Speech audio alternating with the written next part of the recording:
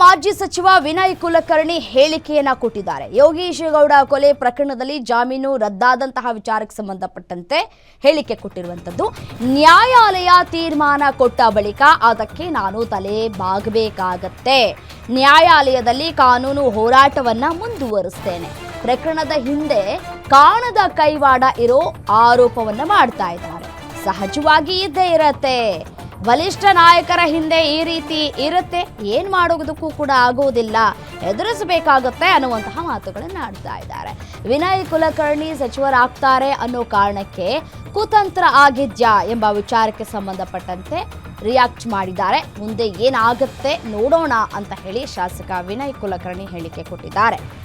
ಪಕ್ಷ ಕ್ಷೇತ್ರದ ಜನರು ಹಾಗೂ ಪತ್ನಿ ಮಕ್ಕಳು ನನ್ನ ಜೊತೆಗಿದ್ದಾರೆ. ಪತ್ನಿ ನನ್ನ ಮಕ್ಕಳು ಹೊರಗಡೆ ಇದ್ದು ಎಲ್ಲವನ್ನ ನೋಡ್ಕೊಳ್ತಾರೆ. ನನ್ನ ವಿರುದ್ಧ ಕುತಂತ್ರ ಮಾಡೋದಿಗೆ ಸಂದೇಶ ಕೊಡುವ ಅವಶ್ಯಕತೆ ಇಲ್ಲ. ನನ್ನ ವಿರೋಧಿಗಳಿಗೆ ಕಾಲವೇ ಉತ್ತರಿಸುತ್ತೆ ಅಂತ ಹೇಳಿ ವಿನಯ್ ಕುಲಕರ್ಣಿ ಅವರು ಹೇಳಿಕೆಯನ್ನ ಕೊಟ್ಟಿರುವಂಥದ್ದು.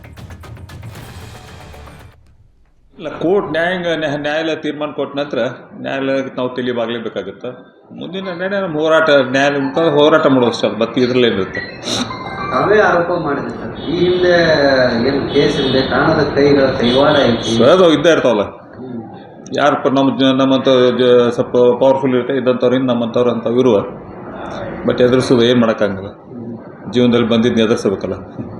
ಇಲ್ಲ, ಕೋರ್ಟ್ ನ್ಯಾಯಾಲಯ ತೀರ್ಮಾನ ಕೊಟ್ಟ ನಂತರ ನ್ಯಾಯಾಲಯಕ್ಕೆ ನಾವು ತಿಳಿಯಬಾಗಲೇಬೇಕಾಗುತ್ತೆ. ಮುಂದಿನ ನಿರ್ಣಯ ನಮ್ಮ ಹೋರಾಟ, ನ್ಯಾಯಾಲಯ ಮುಖಾಂತರ ಹೋರಾಟ ಮಾಡೋದು ಸರ್, ಮತ್ತೆ ಇದರಲ್ಲೇನಿರುತ್ತೆ.